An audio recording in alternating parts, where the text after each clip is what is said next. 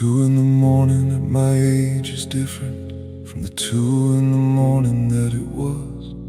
At 32 in the morning was the peak of the evening, the hour when everything buzzed. At 40-something, 2 in the morning is the waking, the hour when I rise from the sleep in midstream and lie there in the particular dark of the waking, somewhere between the life and the dream. 2 in the morning at my age has a different kind of quiet. 2 in the morning at my age is less a party and more a riot of the thoughts I've been too busy to think, coming through in the particular dark. 2 in the morning at my age is where the real things make their mark. 2 in the morning at my age is the honest hour. 2 in the morning at my age has a different kind of power than it did when I was 30. And 2 was the electric peak. 2 in the morning at my age is when I'm most awake to the things that need the dark to surface, the things too honest for the day. 2 in the morning at my age is what I have to say to myself in the dark.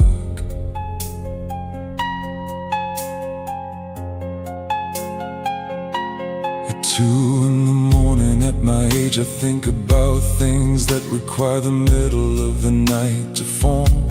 The particular thoughts about the life I'm living that won't survive the rational and the norm of the daytime hours with their practical demands. The 2 in the morning thoughts are the true ones, the ones that know the things the day pretends not to. The 2 in the morning at my age, new ones come every night,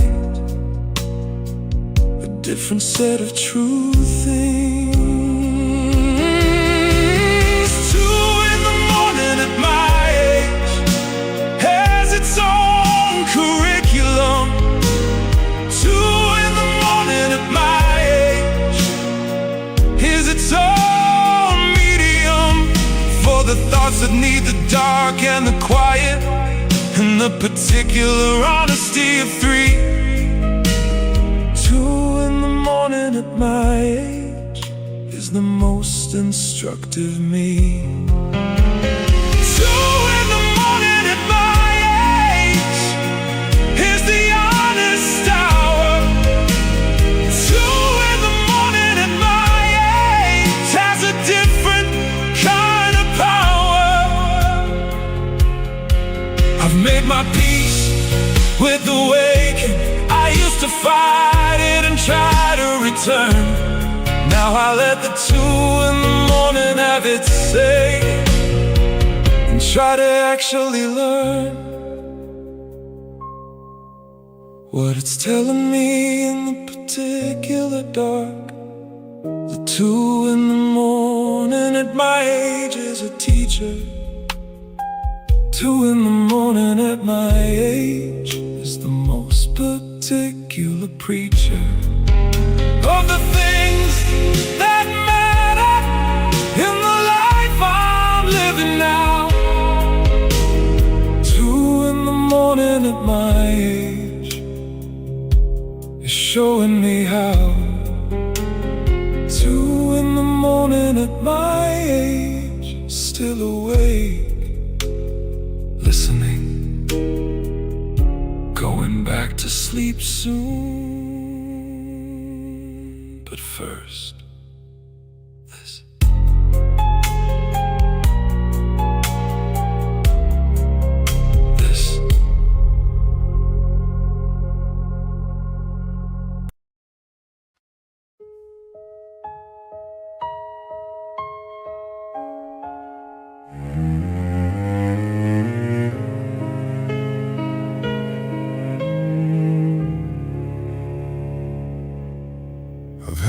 decades I've survived, and decades I've enjoyed, but there was one that made me what I am.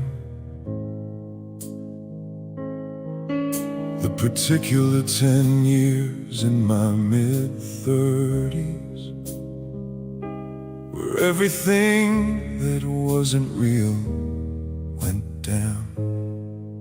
Near impossible to maintain, where all the things I'd been performing stopped being sustainable, and the real thing started forming out of the wreckage of the pretending. The decade that made me was not the comfortable decade. The decade that made me was the one where the facade finally cracked, finally gave. The decade that made me was also the decade I was most afraid of everything I found beneath the cracking. The decade that made me was the one I'd least recommend. The decade that made me was the one I most depend on for the understanding of who I actually am. The decade that made me was the decade of the dam breaking and the flood behind it, in the finding of the ground. The decade that made me is the most important ground I've stood on. In that decade I lost the job and found a better one, lost the apartment and found something real, lost the relationship that wasn't working and found what the actual feels like to feel. In those 10 years I rebuilt from the clearing that the various fallings apart had made. The decade that made me was the decade of the arcade, of hard lessons all at once. The decade that made me wasn't kind to me exactly. The decade that made me required everything from me exactly, and then gave back more than I'd started with.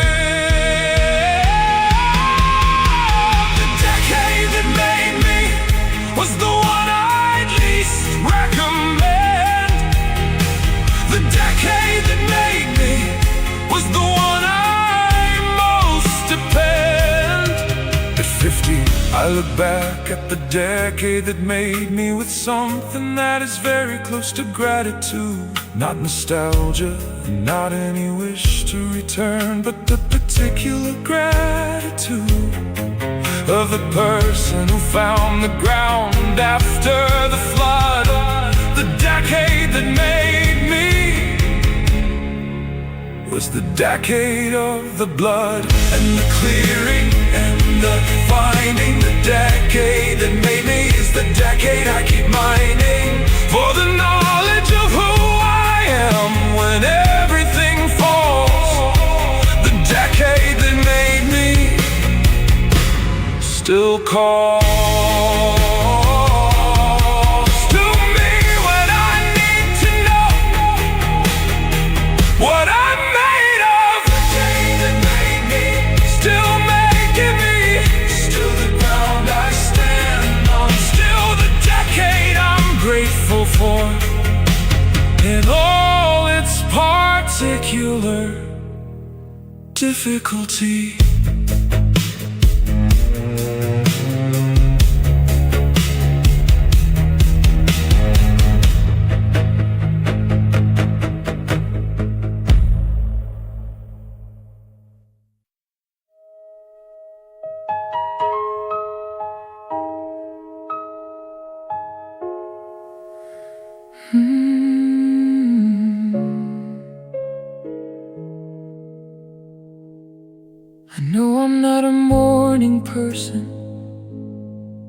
and I've stopped apologizing.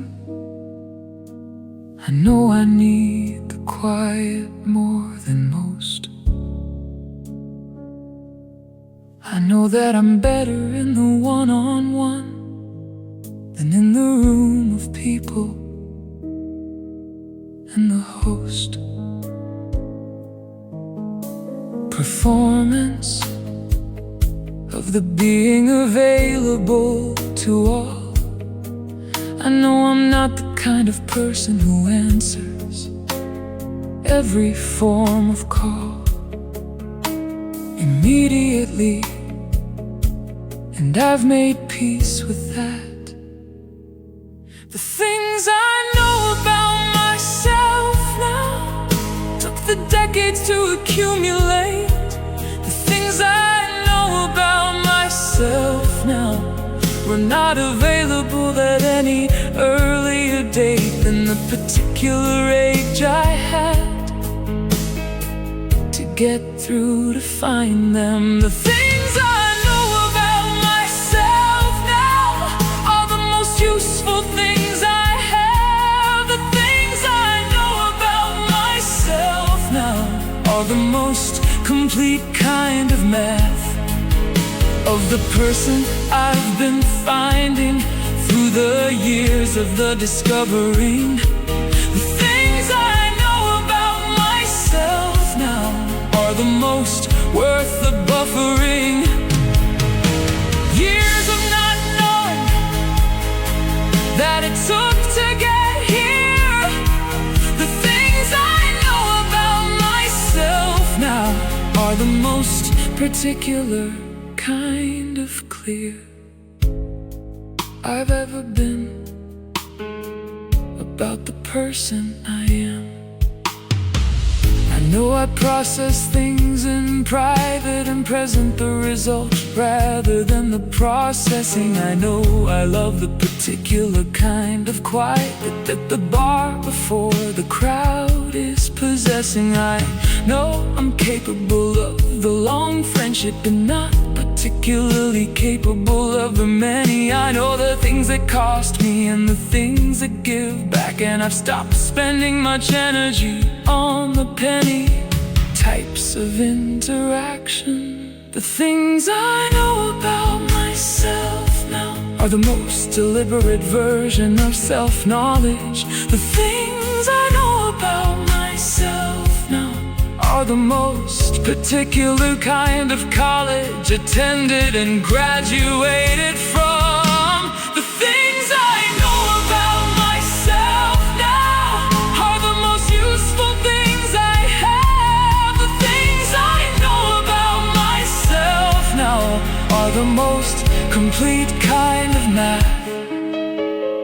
What surprises me about the knowing is that the knowing arrived so late. The things I know about myself now were available earlier at a better rate if I'd had the time to look. But I didn't have the time. The things I know about myself now are the most particular kind of vibe between the earlier confusion and the current clarity. The things I know about myself now are the most worth the rarity of the hard one. The things I know about myself now are mine. Finally, after all the years, mine, and useful and clear and worth every year it took.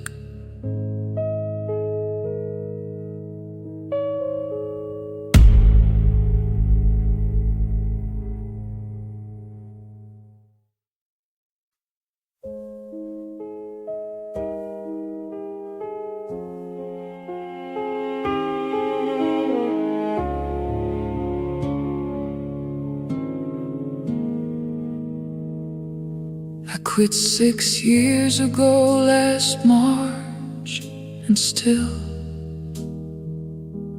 my hand reaches for something that's not there. The phantom habit of the hand to mouth, a gesture emptied of its smoke and air. Sometimes I catch it drifting from a doorway, or off a stranger's coat in the cold street. And for a second I am 27, and the world is still the shape it was when we would meet. Smoke without the fire, rising in the memory.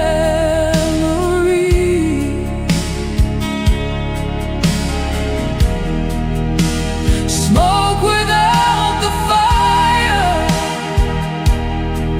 is what habit used to be. The body keeps the record of the gesture long after the gesture's reason goes. Smoke without the fire is everything the body knows. We used to smoke on fire escapes at midnight. You'd lean against the railing and say something low. I'd laugh and watch the end of mine go orange in the dark below the apartment's glow. We quit separately in different winters, you before me by about a year, and we both lost that particular excuse to stand outside together in the cold clear. Smoke without the fire, rising in the memory.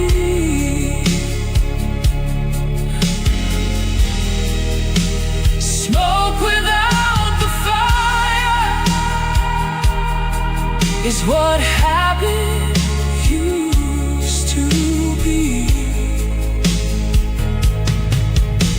The body keeps the record of the gesture long after the gesture's reason goes. Smoke without the fire is everything the body knows. 6 years of not smoking, and I'm still the person reaching. 6 years of not smoking, and the body keeps on teaching that what we did together leaves a shape in the muscles and the hands. Smoke without the fire is how the body understands. The fire ended, but the smoke rises still. Some mornings and some evenings, against my will.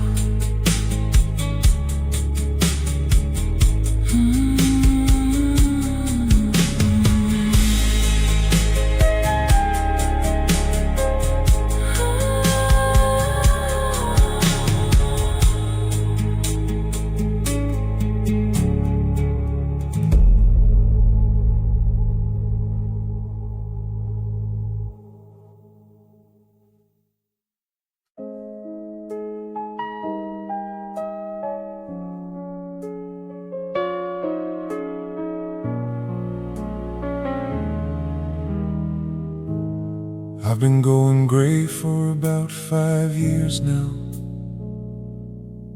and not a word from the bartender who sees me weekly. He's watched the temple slowly and then fully, without a comment and without the discreetly. Averted gaze of someone trying not to say it.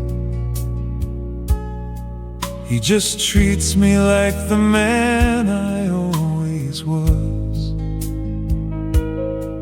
The gray hair and the not mentioning of it is one of the particular gifts that he gives, because he knows that the not mentioning is the grace. Gray hair and the bartender who never mentions it is one of the small dignities of the regular life. Gray hair and the bartender who never mentions it is the particular kindness of the knife. Not being drawn of the observation, not being stated. Gray hair and the bartender who never mentions it is the most understated kind of care. Gray hair and the bartender who never mentions it just sets the glass down and is there in the same Thursday light with the same nod of the known. Gray hair and the bartender who never mentions it has made this bar a home for the changing version of myself, for the version that is grayer. Gray hair and the bartender who never mentions it is the most considerate player in the particular theater of the Thursday. I mentioned it to him once obliquely. He said what, and I said never mind, and he didn't mind. And that was the entire conversation about it, the most appropriate conversation I could find for the subject, which is no conversation at all. Gray hair and the bartender who never mentions it is the dignified kind of hall. Pass through the changing without the commentary. Gray hair and the bartender who never mentions it has earned my considerable loyalty. Gray hair and the bartender who never mentions it has the particular royalty of the person who knows what not to say and says exactly that. Gray hair and the bartender who never mentions it is the most understated kind of care. Gray hair and the bartender who never mentions it just sets the glass down and is there. I've been thinking about the particular grace of the not saying, of the knowing and the choosing not to say. The bartender's not mentioning is a more active kindness than the compliment would be. It says I see you, and I see the gray, and I see you as the person, not the gray. Gray hair and the bartender who never mentions it is the thing that makes the Thursday worth the Thursday. Gray hair, hey, and the bartender who never mentions it. Every Thursday, the glass, the nod, the grace of the not saying thank you.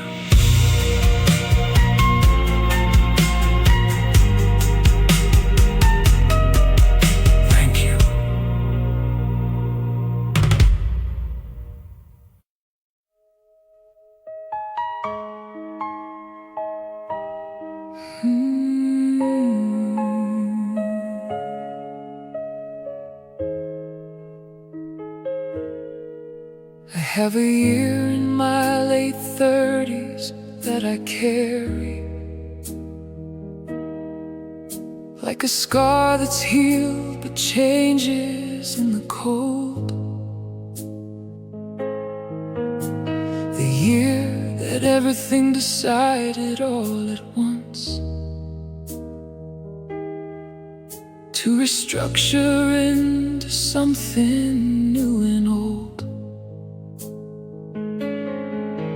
The relationship, the job, the particular address,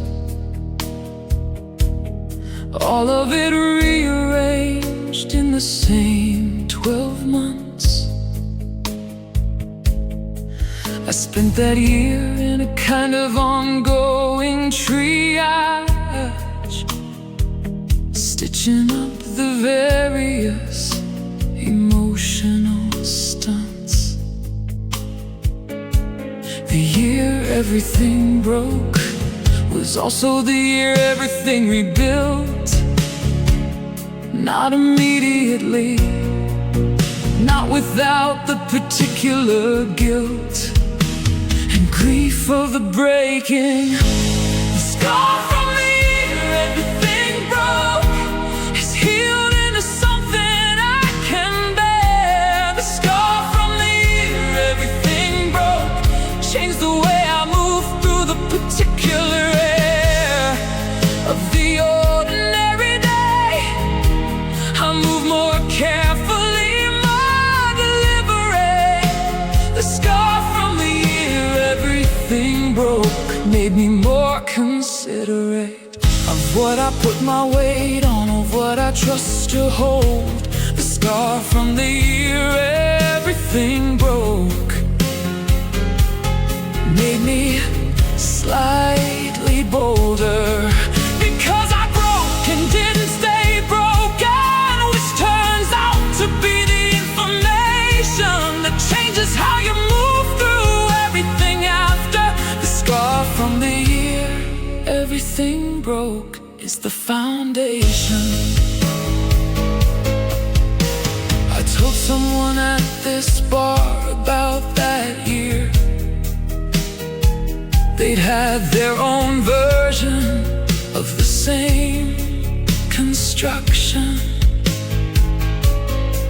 They said the years that take everything apart are the ones with the most careful reconstruction.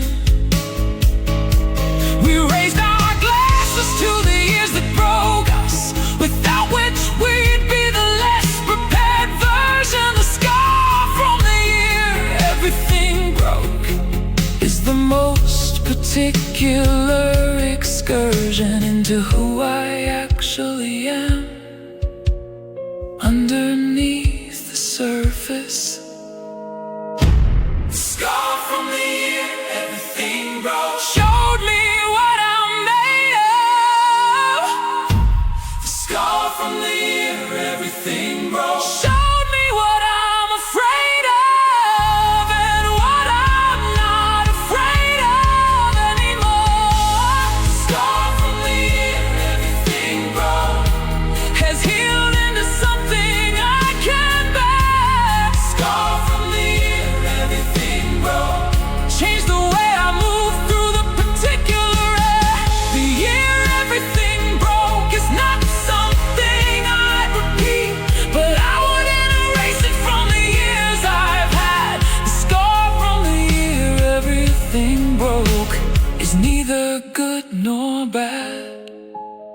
just the record, the evidence, the scar from the year everything broke is one more kind of sense I didn't have before. One more way of reading the room, the scar from the year everything broke made more space for the bloom. The scar from the year everything broke, it's just a scar now healed, changed in the cold mine.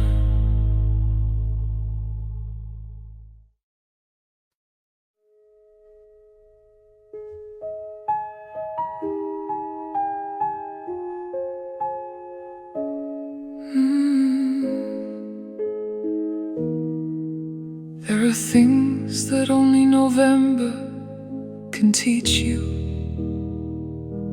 things that the other months are too bright or too warm to say. November strips the trees and strips the pretending, and leaves you in the particular gray of the day. I've loved November more as I've gotten older, the way it insists on the honest and the bare. The summer years were full of the performing. November is the month that doesn't care. The particular gray of November is the gray of things as they actually are. The particular gray of November is the light of taking stock so far of the year, of the life, of the where I've been. The particular gray of this November is different from the gray of the ones before.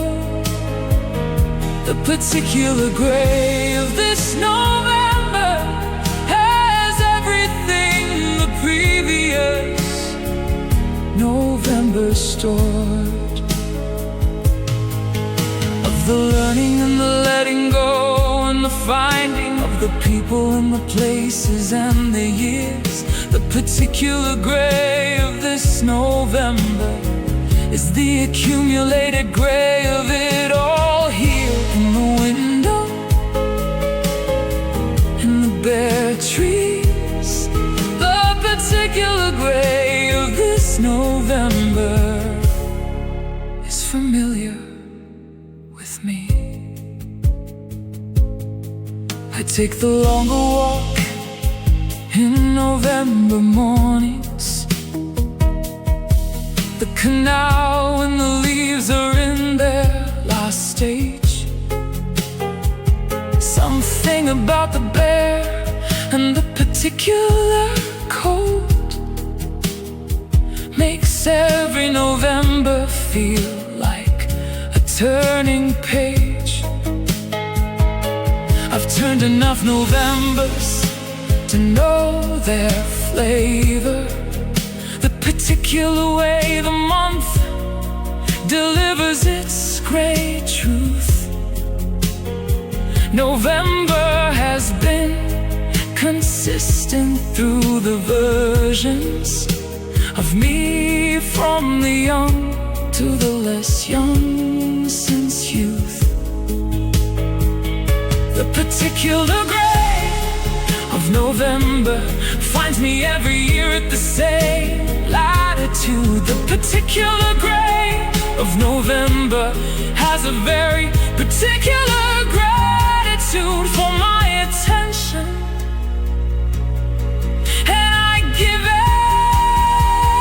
The particular gray of this November is different from the gray of the ones before. The particular gray of this November has everything the previous November stored. I think the reason November gets better as you age is that youth resists the gray and age accepts it. Youth wants the color and the warmth and the electric, and age has learned to love the gray and protect it as the most honest month of the honest year. The particular gray of November is what I look forward to now. The particular gray of November is when I most know how to be here in the gray fully. The particular gray of this November is the right gray for this year, for this version of me, for this window,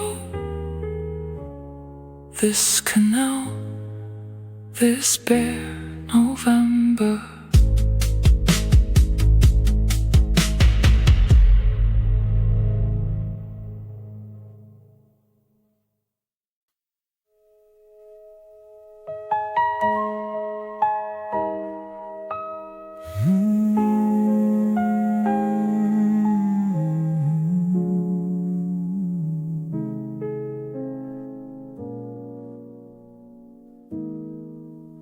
I've been noticing the ordinary evenings more in the recent years. The Tuesday with nothing particular in it, the Thursday that was just the Thursday, the Wednesday between the ears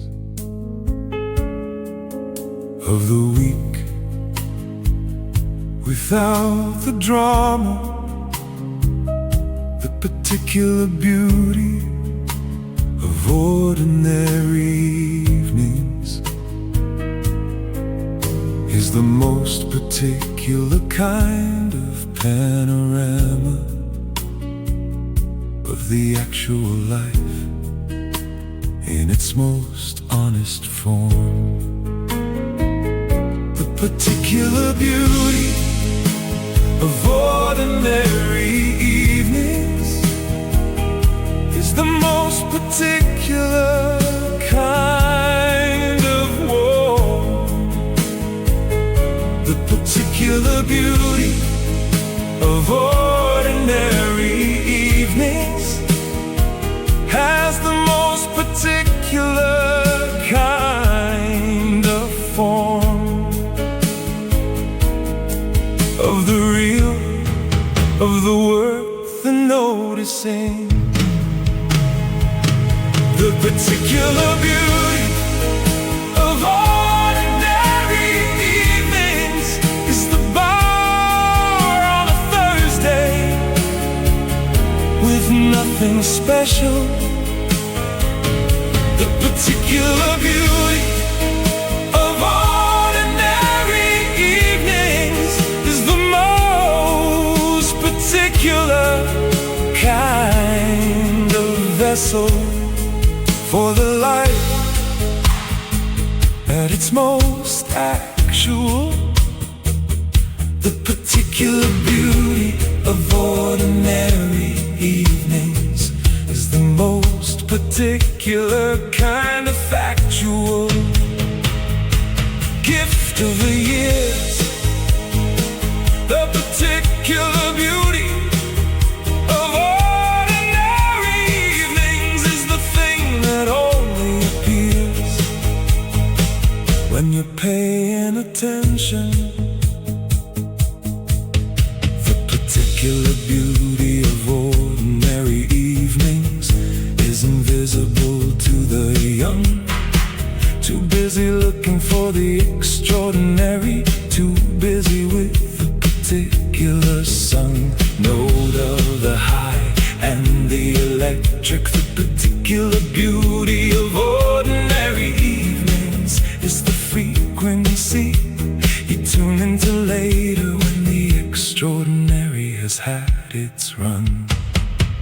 The particular beauty of ordinary evenings is the most particular kind of prize. The particular beauty of ordinary evenings is the most particular kind of rise of the gratitude for the actual particular beauty of ordinary evenings is the bar on a Thursday with nothing special. The particular beauty of ordinary evenings is the most particular kind of vessel. I've been collecting the ordinary evenings for the recent years. The particular beauty of ordinary evenings is worth more than the extraordinary in the long accounting of the life. The particular beauty of ordinary evenings is the most particular kind of wife to the actual, to the real. The particular beauty of ordinary evenings is the most worth the feel of being here fully in the ordinary. The particular beauty of ordinary evenings is tonight, this Thursday, this bar, this particular ordinary. This particular beautiful evening.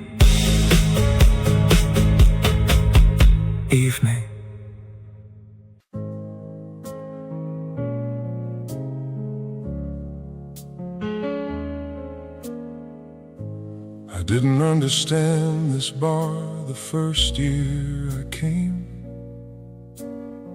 It seemed like something I was supposed to like, not something I actually liked. The way the particular ambition of the younger man can like the idea of the hike more than the actual hiking, more than the actual bar. I came because bars were what you did, not because this particular bar was mine. Growing into the bar took a few years of the particular coming. Growing into the bar was the particular kind of becoming of the actual regular, of the actual belonging. Growing into the bar was the most particular kind of education.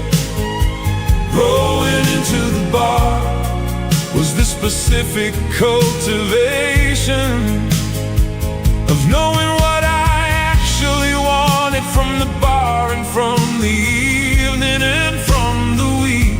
Growing into the bar was finding what I actually seek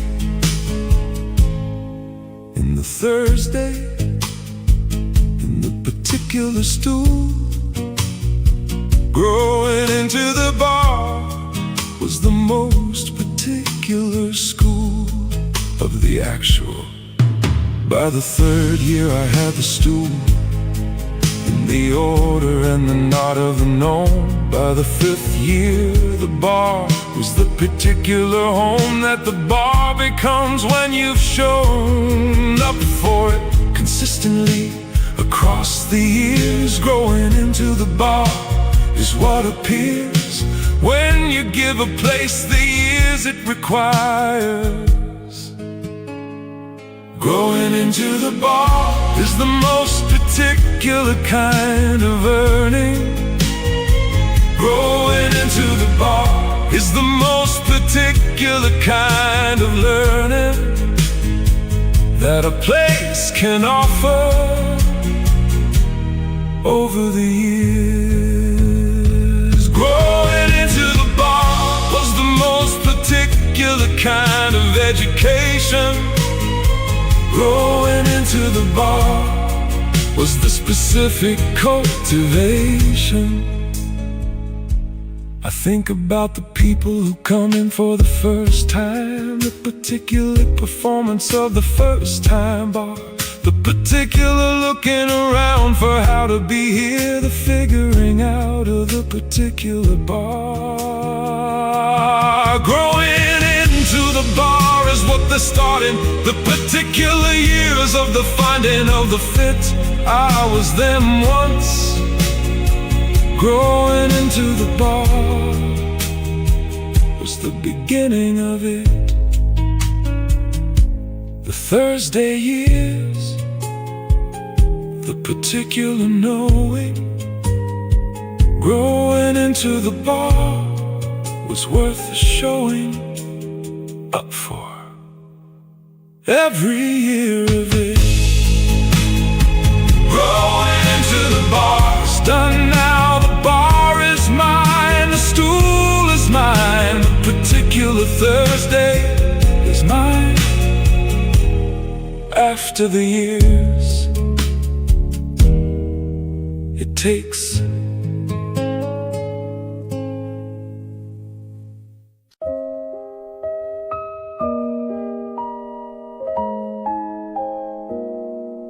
I always take the long way home from the bar, adding streets and adding time deliberately, not avoiding anything, just not arriving yet, not ready for the apartment quite so particularly. The long way home from the Thursday bar is the evening's last particular gift. The 15 extra minutes of the particular city before the door and the particular shift into the after bar. The long way